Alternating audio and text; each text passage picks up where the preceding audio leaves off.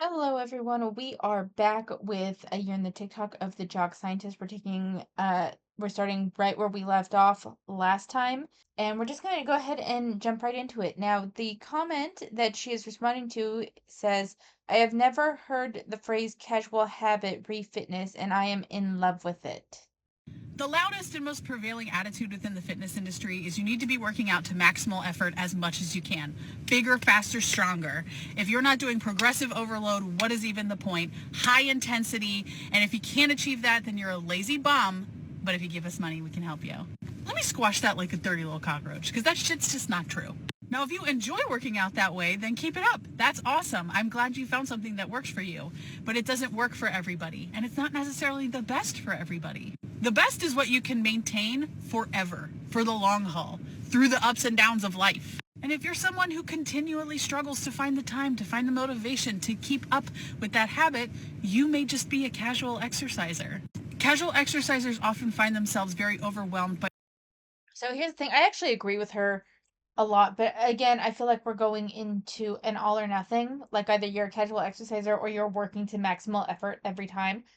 I try to work to maximal effort once a week to once every 2 weeks, and then varying levels depending on my personal energy level for the day when I'm working out. I work out 2 to 3 times a week.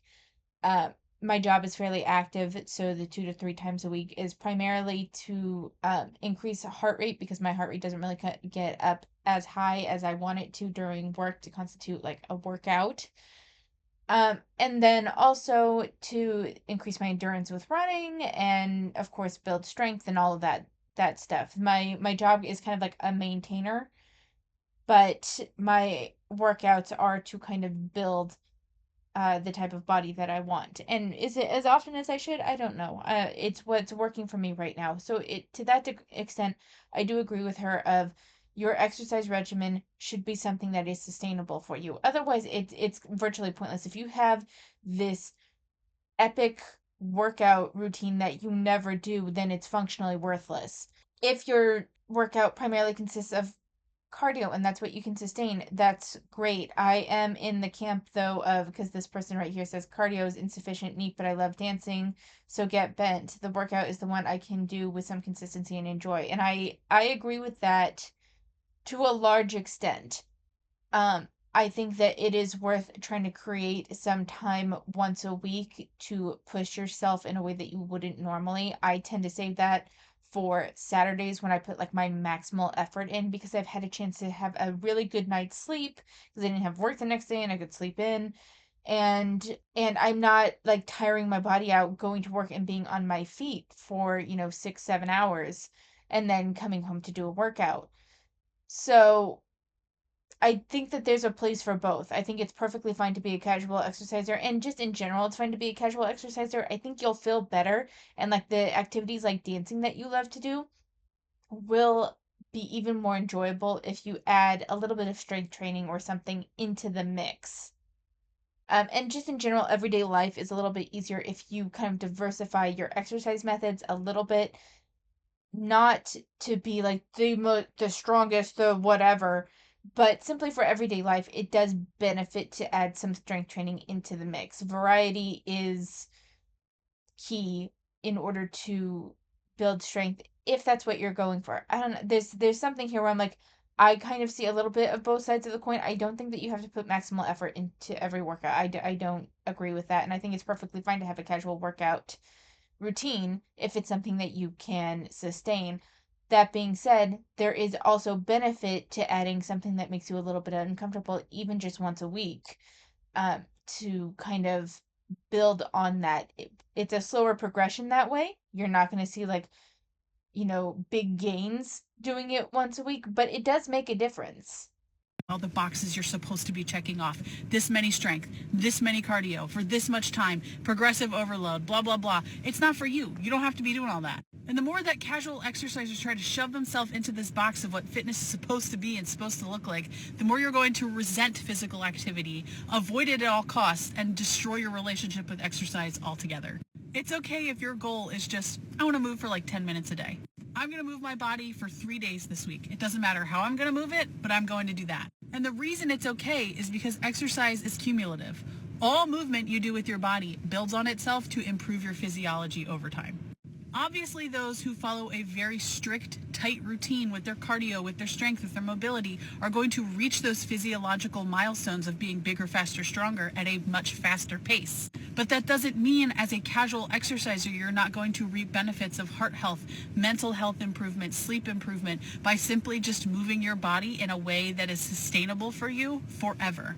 Think of it as a marathon, and the first person is sprinting it and you are choosing to walk it. You're still getting to a finish line, just at very different paces. And the sooner you realize this about yourself and can adapt to this way of approaching movement, the better your relationship will be with it and the more likely you are to do it for the rest of your life.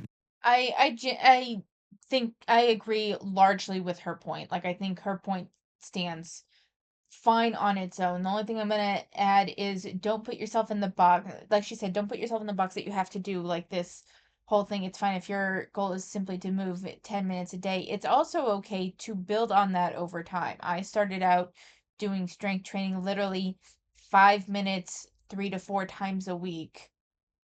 And now I do it 20 minutes, 20 to 30, 40 minutes 2 to 3 times a week. So it's okay to build on that. And I am a big fan of, I've really become a big fan of calisthenics.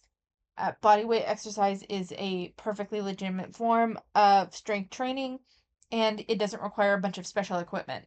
I don't have a problem with what she said. She's right. Exercise is cumulative. I will say that depending on the level that you're moving, I don't necessarily think that even given enough time, you would reach the same level as someone who is putting like serious effort into their cardio, strength, flexibility, and has a very tight routine. I think saying that you both ultimately end up at the same spot is a little misleading. You will still reap benefits. To say that you over time you guys will ultimately reach the same point, I don't think is really correct. Someone who like because I can't help but go back to this comment, cardio is insufficient, and she's saying that she loves dance, and that's great. If dance is your thing and that's what you can be consistent with, that's great. You're not going to reach the same level of strength as someone who has a more curated and diversified exercise routine. Doesn't mean that you don't get benefits. You still get benefits for heart health, like she said, and if you're doing dance, strengthen your legs. And maybe even some strength in like your core and your back and stuff. Arms maybe a bit less so. Chest maybe a little bit less so. Doesn't mean that it's wrong. Doesn't mean anything. I'm just saying to say that you'll get the same results is a little misleading. You can still have feel those improvements in other ways though. And even with what she said with heart health, those that push their body and push their max heart rate level are going to see a bigger benefit, I think, even over a long period of time in their heart health than with those that are doing casual exercising. Doesn't mean that the casual exercisers have no benefit at all. That's not what I'm saying because they still see a benefit. I'm just that my point is that don't expect high level results with casual level exercise.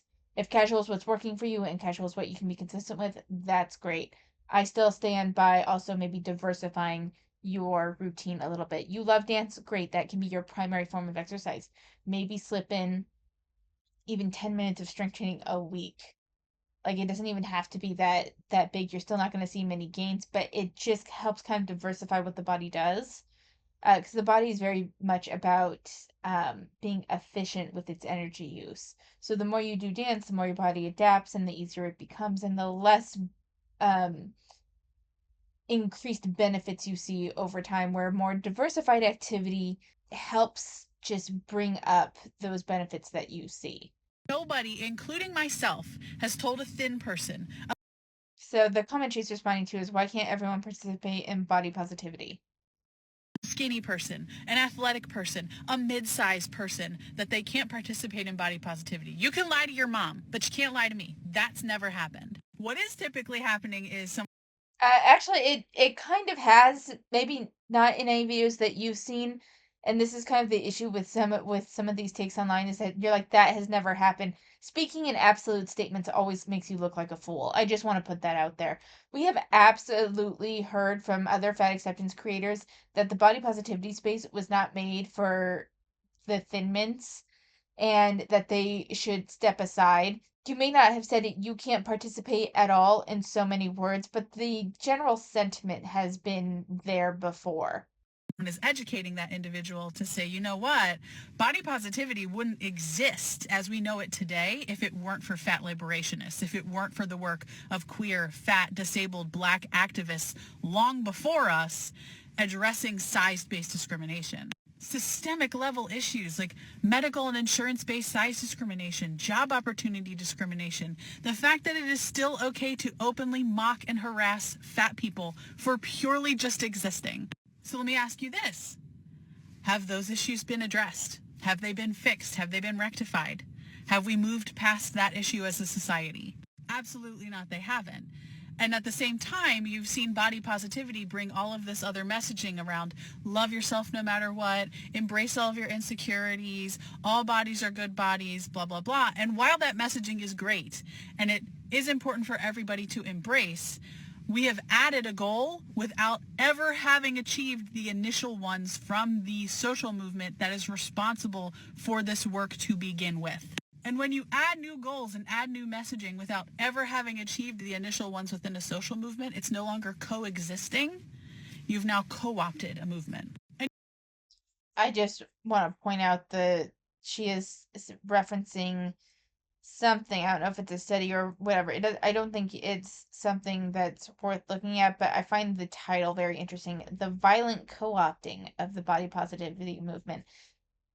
Again, with the words violent, they love to use the word violent, and I always will think, I don't even need to read this. It does not matter because you can't violently co-opt the body positive. Well, I guess you could kind of, but I guess maybe I should read it. I don't really feel like looking it up right now. I don't know. That's all right. I'm gonna do a Google search for it, and I really only want to read the summary of it. I'm not looking to do a deep dive. All right. So I found the citation. It's called Forgetting Fatness, the Violent Co-optation of the Body Positivity Movement. Same authors. I can probably find the full thing, but I'm really just interested in the abstract. I just want a general idea of what this paper actually covers.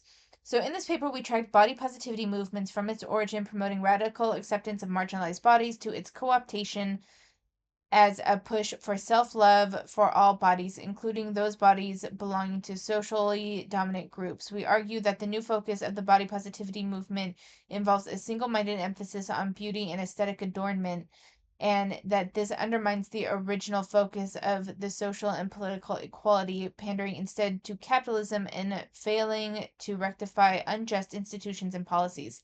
As such, we argue that the body positivity movement ultimately marginalizes further the bodies which initially saw justice and acceptance. So that's about what I figured was going. This still does not. It's talking about the shift in the movement's goals. Even if this ended up it not absolutely not addressing its initial goals, calling it violent co-optation still bugs the shit out of me. I'm not I'm curious about this. Maybe I'll save it for like its own video at some point since it was just in March 2021. I'm curious. I am curious about it, but not for this video. You can see this playing out in real time within the movement because you have visibly fat people saying, I accept and love myself no matter what. And those people get openly mocked and harassed. You're promoting obesity. You're promoting an unhealthy lifestyle. But that So many of those people, though, that say I love myself as I am, and I am. I'm not saying that they don't get harassed because that's part of the internet. I will not say that they do not get harassed because I'm sure that they do. But let's not uncouple that from some of the really out there takes that we see from the loudest of the fat acceptance community. Fat Fairy Principessa, I think, was someone that did a very good job of expressing her views in a polite manner. And while I'm sure she still got some harassment, she was not as harassed as some of the others that just put really out there takes and people like, oh fuck, Lexi Nemo, I think is a pretty good example. She gets harassment both because she's fat and because that ridiculously super condescending adult preschool video. Like, to you can say that she is harassed because she's fat. That's only partially true. The vast majority of the harassment that she probably gets is due to her infamy for that massively condescending video. That tends to be what people respond most to, and not necessarily that you are happy with your body. There's some people that are going to try to tear you down no matter what, because that's what the internet is. There are trolls. There are trolls. I got trolls of all sorts when I had a fucking gaming YouTube channel. That's still up. And sometimes I still get weird comments. Alright, still nothing beats the hiccup fetish guy, but still, it's I still get weird comments on those old videos that were posted more than a decade ago. It's part of being on the internet.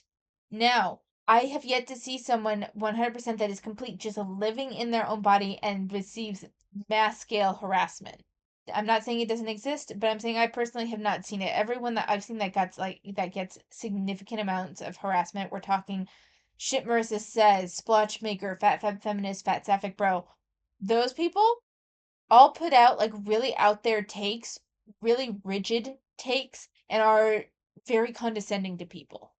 Never happens when it's a thin or mid-sized girl giving the same exact messaging. That's all like, yes, queen, girl, slay. So if you are thin or athletic or straight size or mid-sized queen, it's not that you're not welcome within body positivity. I feel very much the opposite. I feel like I want you there because other people who have a similar body size to yours, which is deemed socially acceptable and desirable to have, are more likely to listen to you talking about these things than they are to me or certainly anybody larger than me. But if you are coming into this movement purely to make yourself feel better about your own insecurities or to put a word to that sense of worthlessness that unrealistic and gross beauty standards have given to every single one of us, regardless of our body size, then honestly, no, I don't want you a part of it.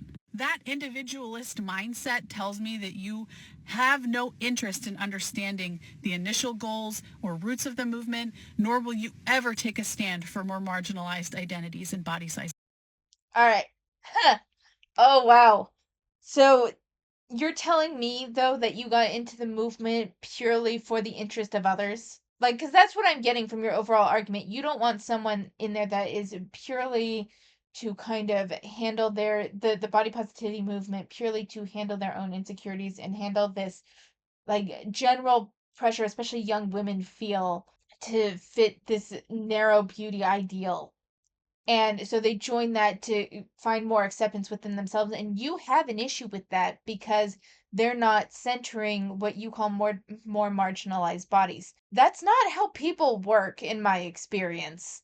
People work first by getting into something for their own self-interest, and that can broaden. Not necessarily every time. There's people that will forever just be focused on themselves. I tend to be a selfish bitch, and this tends to be kind of my modus operandi. I'm selfish and very self-focused. So I tend to, yes, focus more on myself. I still don't think that that's an issue. I gotta be honest, I don't think that that's an issue. Especially for something like a movement where it's far more generalized and you can participate in the movement on an individual and rather silent level.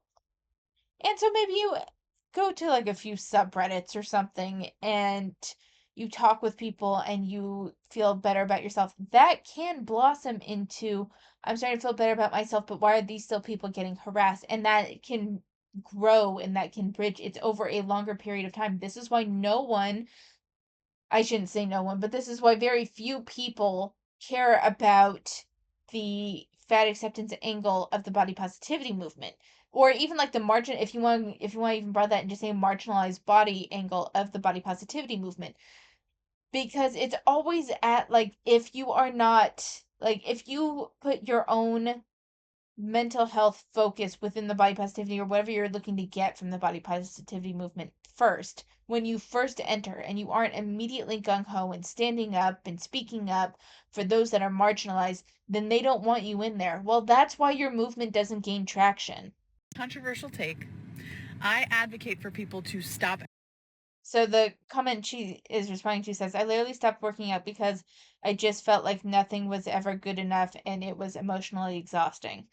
Exercising altogether if it is not serving them, if it is not bringing them joy, if it is not a form of self-care. If you've spent your life understanding exercise as some type of punishment for your appearance or currency for the food that you are eating, or you have a negative association with it because of a sport or a coach or a parent, you're not going to flip a switch and suddenly enjoy doing it and have a healthy relationship with it. Reframing movement and exercise for yourself and recording over all those old tapes in your brain is going to take time and effort. And while you are on that journey, it may be difficult to maintain a traditional exercise schedule. It may even feel triggering to do it sometimes. So don't do it. You're going to want to work on this part first.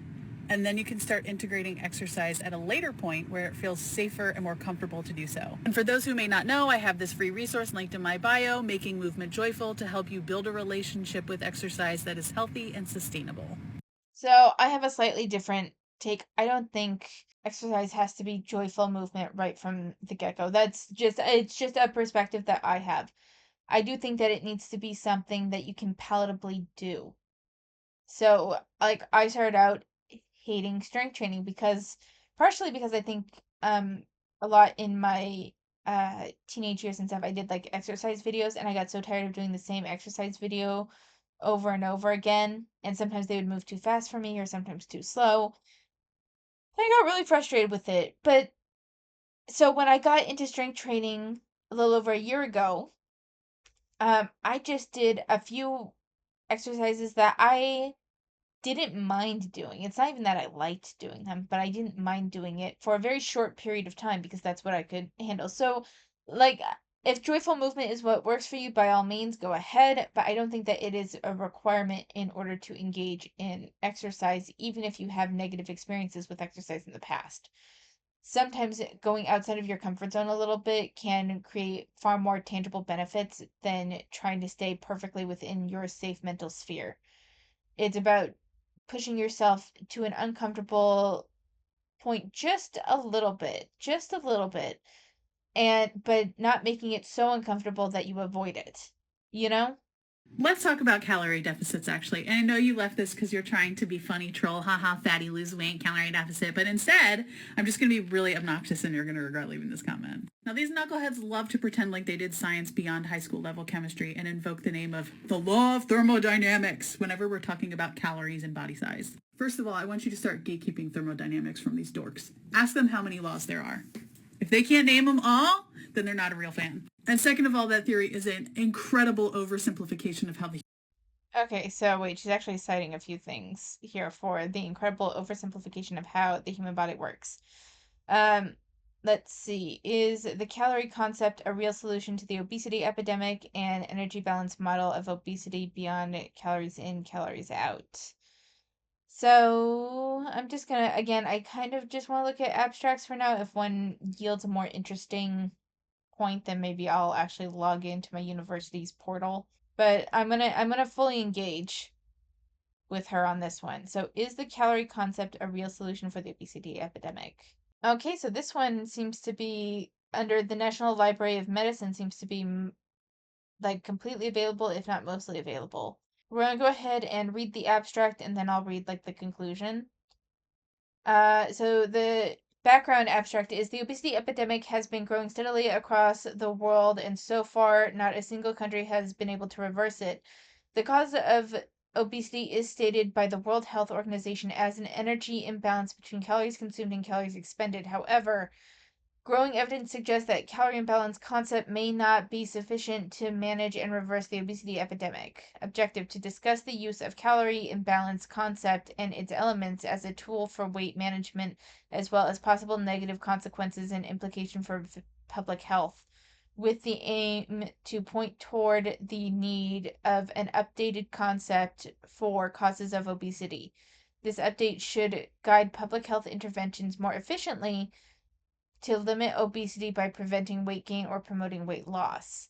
Methods. The literature reviews based on a semi-structured approach to determine the material to determine the material to be examined. So already there, it is a literature review semi-structured approach. Now I kind of want to read their methods. Results. After revisiting general facts about fat generation and accumulation, we propose an updated concept for the causes of obesity, including diet composition and hormonal regulation of fat metabolism. Conclusions. We discuss how this updated concept could benefit overall efficiency of strategies against obesity and hypothesize how potential resistance to adopting the new view could be lowered. So we're going to skip the background. Methods. This is a narrative literature review covering evidence about obesity, its causes, control efforts, and public health strategies. There are several approaches to study the causes of obesity, and this diversity provokes limitations. Therefore, the review does not claim to analyze literature comprehensively, nor can we exclude potential risks of drawing conclusions on a possible less than perfect basis. However, the chosen approach appears adequate to integrate complex interactions that apparently determine obesity. So this is a very loose method of looking at it. This is not proving anything. This is very much a potential exploration. Like if we look at this in the forms of if you were drawing an illustration, you start for those that are like doing mass scale illustration, you often start with a number of thumbnails to explore different potential ways of layout and potential compositions. That's what this feels like. This feels like a thumbnail. This feels like just the general idea that they've started with. But it may not end up at all like the final product. We don't know yet, but to use this as evidence that the body is more complex than the law of thermodynamics doesn't work just from purely their methods, just from the goal of this. This is just an exploratory thing. This proves nothing. Uh, Calorie imbalance is the suggested cause for obesity. So here we go. Here's the root of thermodynamics one. So concept one has its roots in two laws of thermodynamics, i.e., the law first known as the law of the conservation law, and the second law, also known as the dissipation law.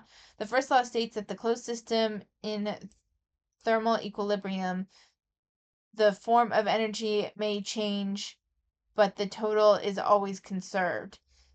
This has been interpreted as a calorie balance, i.e., calories in should equal calories out. Therefore, if you gain weight, you're eating too much or moving too little. And in order to lose weight, you would have to eat less and move more. Despite its apparently straightforward logic, this concept is not complete, and the second law also needs to be considered. This states that in any irreversible process, the entropy must increase and the balance is not expected. This means that for digestive processes where food turns into bolus, but bolus cannot be converted back into food, some of the input energy is irreversibly lost during the metabolic process and results in thermogenesis. Going over the general concepts, energy intake and front label information, physical activity and energy expenditure in regards to this energy in versus energy out, possible consequences, ethical considerations for obesity and overweight. Eat less and move more appears to be the most feasible solution to overweight and obesity, and both possibilities seem to be within people's reach. The solution gives the impression that of being so simple and straightforward that presumably all that are needed are willingness and self-control. Failing to revert obesity or overweight may be interpreted as a lack of character, as one study has shown. Concept one thus must lead to blame or even stigmatize people with these conditions, e.g., punishments for imposing a special tax on people with overweight or obesity using airplanes are already being discussed in both academia and mass media. However, it may be ethically doubtful to attribute full responsibility to people with obesity and overweight when individuals do not have full control over their food availability and accessibility. But talking about control over food availability and accessibility does not counteract the general law of thermodynamics that was posited in the initial background. And that's its own argument, not only tangentially connected. And the one thing that I will say is my only real issue with calories in versus calories out is that on a mass scale, like the way our food is produced on a mass scale, you can get some general calorie information. It can still be off, and the things that we have to determine how many calories you burn can still be off. That can lead to an issue, but that's not an issue with the idea of calories in versus calories out. It's an issue with the ability to actually track that information. Those are two different issues.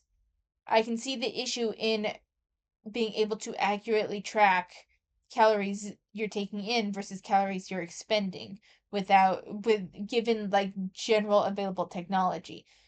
We have good general rules of thumb, but if you're not losing weight, then perhaps you will need to probably lower the amount of calories that you take in because something, either the way you're tracking it isn't correct, or the energy expenditure from your like fit technology is off in some way. So, food and health industry, alternative approach to the causes of obesity. Different classes of food influence differently the energy balance. For example, if the individual follows a 2,000 calorie diet with 55% of the total calorie from CHO, 30% from fat, and 15% from I'm guessing it's complex carbohydrates, maybe, or just maybe it's just carbohydrates. I'm not sure. Anyway, 30% from fat and 15% from protein. And if thermogenesis is taken into account, the remaining energy would be 1825 calories and not 2000 calories. That is because the body would use approximately 175 calories out of those 2000 calories only for catabolizing. I'm sorry, I don't know how to pronounce that uh, word. The micronutrients or macronutrients. The energy needed for catabolism differs from every kind of macronutrient during the digestion process. That doesn't. Am I just stupid, or does that, to me, that would mean that it would be even easier to lose weight because you're not taking into account this like 175 calories that you would lose and not gain, but lose. But use approximately 175 calories for.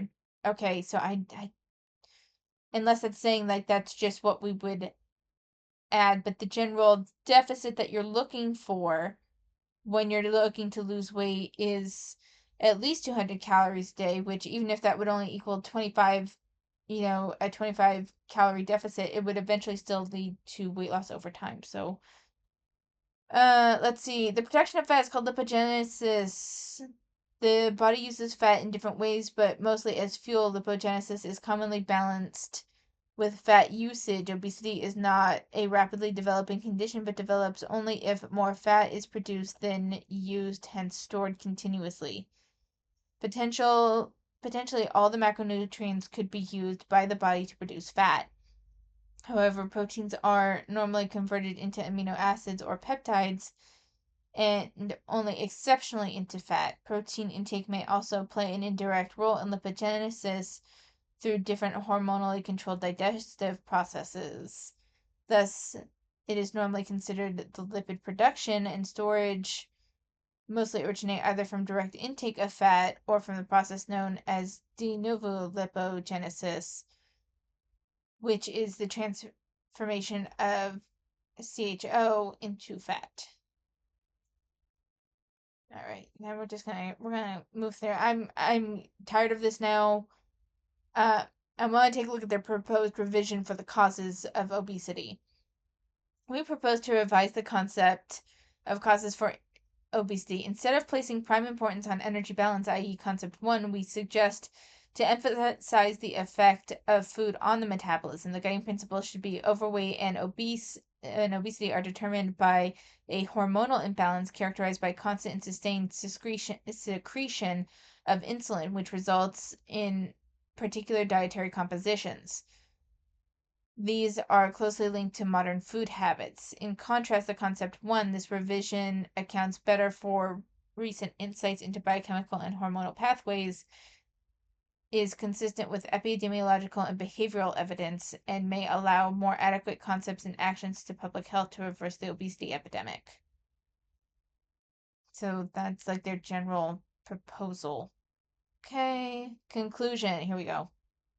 We have discussed that the use of calories as energy units in concept one may be relevant to some areas of public health, but this concept is apparently not provide an efficient framework against the obesity epidemic. It may even foster stigma, produce negative consequences to unrelated third parties, and prevent tackling strategies from being efficient. Given the big impact of obesity on global GDP, it is a necessity to look for strategies that may increase the cost efficiency of actions by revisiting the causes of obesity, especially those stated by the leading health organisms, especially those stated by the leading health organisms.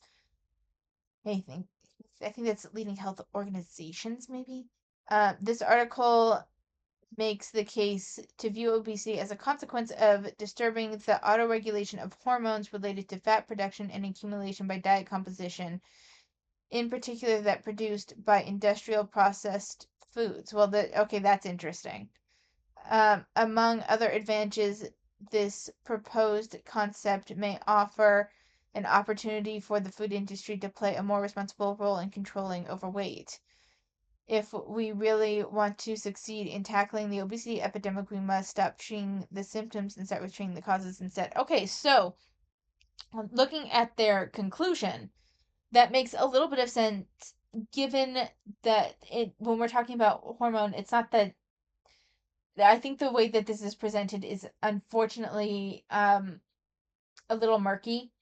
But if we want to talk about how processed foods play a role in hormone balance, then we can take a look at that because some processed foods do prevent the secretion of ghrelin, which I think it's ghrelin that determines like when you're full. It sends the signal to your brain that you're full, and there are some foods that inhibit that ability. Or is it wait, is ghrelin? Oh, I gotta look it up. Okay, I had to look it up. So processed foods, what it is, so ghrelin tells your brain that it's hungry and leptin tells your brain that it's full. So, but there are overly processed foods can fuck with these hormones where it either triggers ghrelin to like be produced more frequently, so you get hungry more often, or it inhibits the secretion of leptin that tells your brain that it's full, so you eat more. Those are definitely things that can be talked about. That still does not, and I don't think that this is what the article is getting at. I think it's getting at some other forms, especially with like insulin secretion and how that affects body's processing of calories. But that doesn't, to me, the even what they've presented here doesn't go against the calories in, calories out idea. It just points out how these things might be harder to quantify in ways that are useful, and that's why the calories in, calories out thing is unhelpful. That is what I got from this article.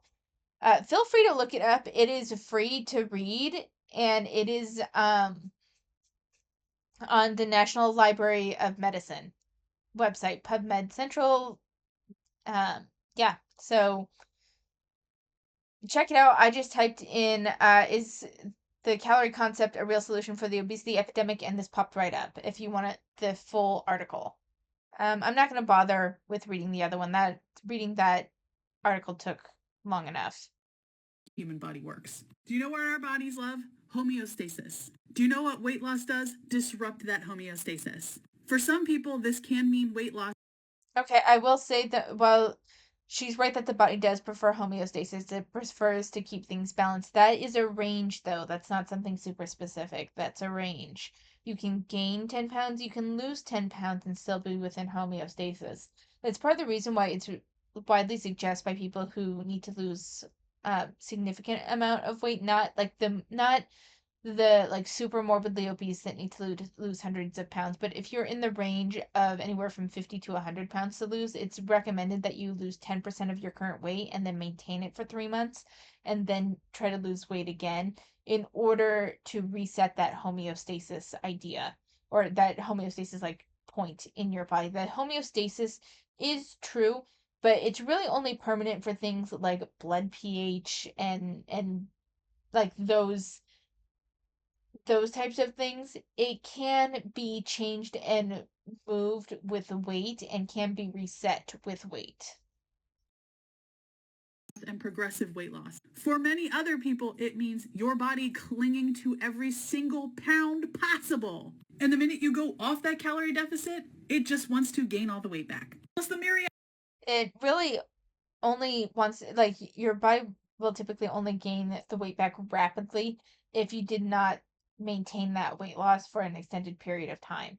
And typically when it's like it gains the weight back, it doesn't gain the weight back magically. It increases the secretion of ghrelin to try to get you back up to that homeostasis point so that way you will eat more.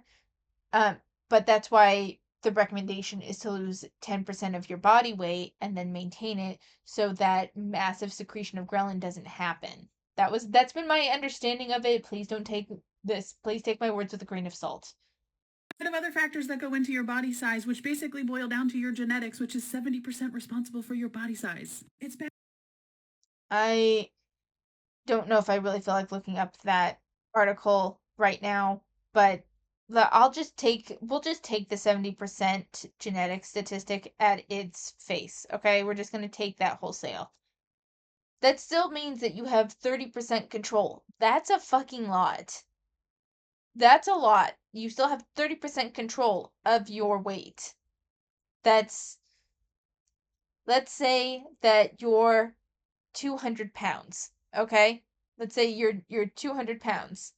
If we go by the 70% idea, and this is me playing with number, like this is just me thinking through things, so please don't take this. If you have issues with the way I am figuring this out in my brain, please include it in the comments below because I'm just kind of fudging things here.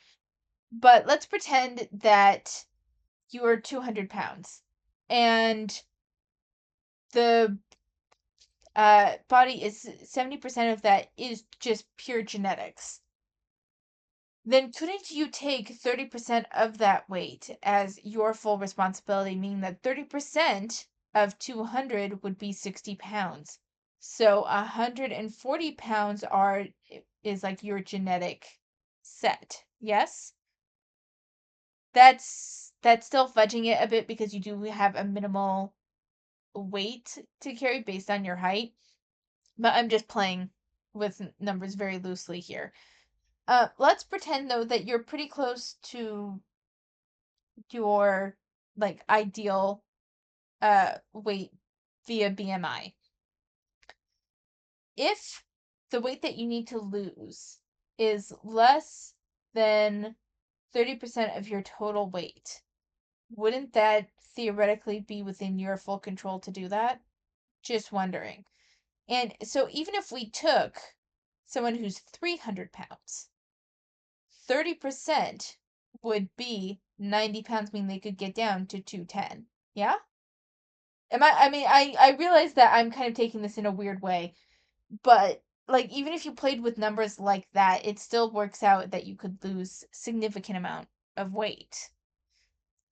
I am currently 180, so 30% of 180 would be, my math skills are not great. So, let's see, 18 plus 18 would be 36 plus 18 would be 54. Yeah? Uh, 54 pounds. Now, losing 54 pounds at 180 would take me down to 126, would technically still be very much in the healthy weight range for me.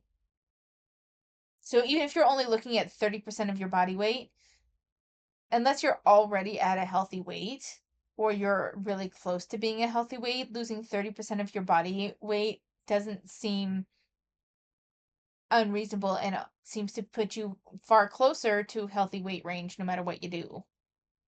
I'm just throwing it out there. I'm just throwing it out there. And I understand that this is not what how genetics work and this is a very very rudimentary and crude way of looking at it. But I just wanted to put that idea out there. And unhealthy advice. Let's talk about calorie deficits actually. And All right. So, I think we'll look at one more and then I need to call it a day cuz the looking at the different articles has kind of really dragged this out. pause to read. This is the fundamental flaw of what body positivity has turned into. I view the Okay, we need to read. It's hard to convey the gut-wrenching experience of being a fat, ugly woman.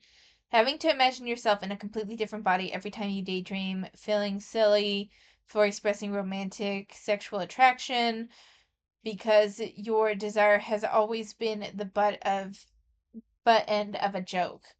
Cutting your hair short and loving it, then crying every couple of weeks because performing femininity was the only thing saving you, seeing relatable videos about insecurities and knowing they're for pretty people with an acceptable amount of imperfection, not for people like you who are actually fundamentally ugly. There is no amount of body positivity, body neutrality, external and internal validation, and unflappability that can make this experience not painful. This is how I am perceived and always will be, and it sucks. No, honey, this is largely you in your own mental headspace. And the reason why I say that is because I went through for a very long time having a fundamental disgust of my body. Like not strictly because I was like fat, like the body hair, it was like this the whole thing, just the humanness of my body I found very disgusting. That sometimes still rears its ugly head where sometimes I catch sight of myself and I hate the way I look. I don't This is something I struggled with even as a kid, with like allergies and always having to blow my nose. And so like that production of snot I found very grotesque and made me feel like I was gross just as a person. Like it was just something that I was always very acutely aware. I also had a big problem with gas as a kid. I was a very farty kid. And that was a big source of insecurity for me. And like it I hated my body for reasons completely outside of the the aesthetic attraction. Although I guess there was a little bit of I guess I just the best way I can think it is I just felt like a gross human and I hated that. This seems to be along a similar line. You hate the humanness of your own body, but you feel like other people have are allowed to have that body. Uh, as you put it, an acceptable level of imperfection.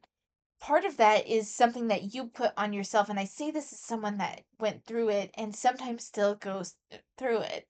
Like there is sometimes when you see, especially with social media nowadays, where you see the highlights of everyone and everything is like picture perfect, and everyone seems to have this poise and this grace and this beautiful body and these beautiful angles and XYZ, and it can make the reality and the day to day and the unflattering angles and the general less than pleasant aspects of a human body feel that much bigger and that much reduced only to you. And I think that that plays a role in what she's saying here, whether she realizes it or not. She has focused entirely of it on her weight, but there's plenty of massively like women that are probably bigger than she is, uh, and I guess uglier. Although I mean, beauty's in the eye of the beholder. We all know this, but I don't know. There's something about here there it's where it's like no amount of body positivity, body neutrality, external and internal validation and unflippability that can make this experience not painful. There actually kind of is. It's called self-confidence. This I think this is more internal than she realizes. But we'll hear what the jock scientist has to say. current movement to the same way that I view toxic positivity, right? Good vibes only. Love your body no matter what. It is so easy to tell people to love their body no matter what, accept all of their flaws and insecurities, if you are someone who's even close to conventionally attractive. And I know that body dysmorphia exists. I have it. I know that beauty standards are unrealistic for everybody from a size 2 to a 22. But I also know that there is a social hierarchy of bodies that puts thin ones at the top. And if you're already ready to argue, I want you to sit with and think about, if you are in a thin body or a smaller body and you woke up fat tomorrow, how would you feel? You don't got to tell me, just think about it. And what a lot of people who are a body positive influencer or creator miss, especially if they are in smaller body sizes, including mid-size, including small fat, is telling people to love their body no matter what is counter to what society tells people in plus size and fat bodies. As evidenced by when a fat person or plus size person says they love their body, says they have no interest in losing weight, says they do not care that they are fat, they are told they're going to die at 30. They are told that they are disgusting. They are told that they need to hide. They are told that they are promoting obesity and unhealthy lifestyles. An example of this being, This happens far. I'm not going to say this doesn't happen at all for fat people because I'm sure it does, but this happens far more often though with people that also then proceed to attack. So they say they love their body, but then they proceed to attack thinner women for just doing general things like before and after photos or something, whatever they want to do with their body. So part of the reason why it's like, well, you're going to die at 30 and stuff is a knee-jerk reaction in defense of the people that they are attacking. That does happen. That probably happens far more often than someone just existing in a fat body and people harassing them for no reason. including this video, plus size creators constantly turn their duets and stitches off because, to be honest, a lot of y'all are nasty. And this has led to I'm sorry. I'm sure she has a point to some degree, but there have been far too many fat acceptance creators that I've seen that attack people and then turn off their stitches and play victim. So few times have I seen someone just be like, "Hey, bathing suit try on haul," and then they have so much harassment when nothing else on their account is controversial. They never attack thinner women. They never do anything but celebrate who they are. Uh, it's not saying that it doesn't happen because there's always going to be harassment on the internet. That's just a thing. But I the diet 30 sort of thing, I primarily only see with the fat acceptance creators that are attacking others. the movement of body positivity no longer being a safe space for plus size people. And they created the movement. Without fat people, without plus size people, body positivity wouldn't exist at all, period. And now I see so much like coded anti-fat language within body positivity of thin bodies making rolls on themselves because, oh my God, the horror that you have fat on your body. Or like, no, babe, that's not fat. That's a uterus. It's normal for it to stick out. Okay, what if it's fat though? And before I get accused again of gatekeeping body positivity, I'm clarifying the goals of this movement. Wanting to love yourself despite your insecurities is great. It is an individualist approach to a systemic problem, though. Fat people can't love themselves into proper medical care or job opportunities or not being constantly bullied for just existing. The job opportunities thing, it's a matter of whether it's perceived. Unfortunately, aesthetics do play a role in job opportunities. It just does. It's a matter of how professional you look and whether you look capable of performing the job duties. So that can also be a factor. When it comes to proper medical care, there's a level of truth in that, but you also have to acknowledge sometimes weight loss is proper medical care. In public. If you genuinely want collective freedom from body image issues, from unrealistic beauty standards, from fat phobia, then you center the individuals who suffer most because of those institutions. So I pretty much said my piece on this, but I want to let that video finish. I'm gonna end it here. Let me know your thoughts on some of these takes and what, 'cause this felt like kind of a packed episode, even though we didn't get through a huge amount of videos. Um, but I don't really have anything more to say in this moment. For me, I am finally getting back into the habit of logging my food because I've been on and off that fucking wagon for the past year, and I think that's why my weight loss has stalled. So I have successfully logged my food for the past 8 days in a row, which I'm very proud of because I it's been months since I've done that. Um, so I'm hoping to continue track. I want to get to a full 30 days logging my food, all of my food every day, and see. And currently I'm at a point of losing like half a pound to a pound a week. I think it might actually be a pound and a half a week. I'll have to double check, but I'm on some sort of on the MyFitnessPal thing for reducing my calorie intake to a level that I will lose some weight this month. So I'm want to do a full 30 days. Hopefully I will have lost a couple of pounds by the end of that 30 days. And if I haven't, then I know since I've been consistently logging my food and consistently staying under the calories allotted to me that I'm simply not either not recording correctly or the calories that I'm burning on my Garmin are off, or I simply need to reduce my calorie intake further. So there is that. I did start a garment sewing class this week, which I'm was very happy about, but so I'm learning how to make a top, right? I'm learning how to make a top, and my teacher had me take like my full bust measurement and then my high bust measurement. And when I gave her the numbers, she's like, that can't be right because apparently my chest is not big. Okay, it's not big, but apparently traditional uh pattern sizes are one meant for a B cup, which is not me. And even then, the one she had for fuller figured women, like for because it's based on cup size, I still had to go to the highest cup size that was available in that. I almost could not use her pattern. My chest isn't that big, you guys. My chest isn't that big.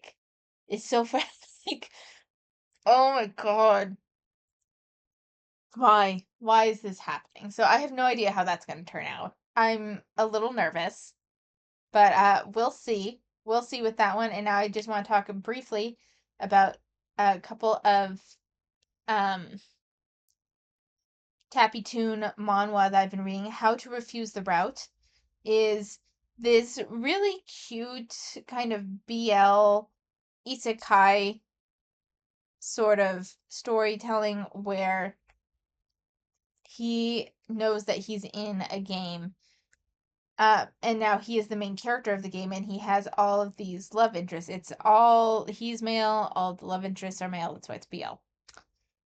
And it starts when he's 6 and just making friends with everyone. There's no romance yet. And we're kind of laying the groundwork. And now, just recently, just with the most recent chapter, he has turned 15, and there's a higher indication that like the some of the love interests are going to be making moves on him. So I'm very interested to see what's going on there. It's a very interesting game. There's or not game, but a very interesting story. There's a lot of stuff that's still in the shadows. It seems like the guy that he's getting along best with only has bad endings, which is concerning. Um, but he primarily only has two love interests right now. So I'm curious to see how that's going to unfold. Like the whole thing is just kind of interesting. Also, he seems to have like this incredible amount of mana. His body's very weak, but he has this incredible amount of mana that has to be regulated with a gem, but he doesn't seem to realize that. So I'm curious where that's going to. Now, the other thing is that I currently reread and got caught up on Your Majesty, Please Spare Me This Time, which is about a woman that her entire family plus herself was slaughtered. She went back in time to try to appease the prince in order to save herself and her family, only to realize that her family kind of deserved what they got, and she was the one in the dark in the entire time, and she also kind of understands why she had to die. because her existence was basically a threat to him just by like existing. Like there's an issue. So, but he has fallen in love with her in this timeline. And he doesn't know how to deal with it because he was treated very poorly as a kid. So like there's this whole drama sort of thing. It's good though. I am enjoying it and I do recommend it. So for now I'm just going to end it here, I think. I this recorded way longer than I expected to. I am now behind on what I wanted to get done today, so I gotta go. But thank you so much for watching. Take care of yourselves, and I'll see you next time.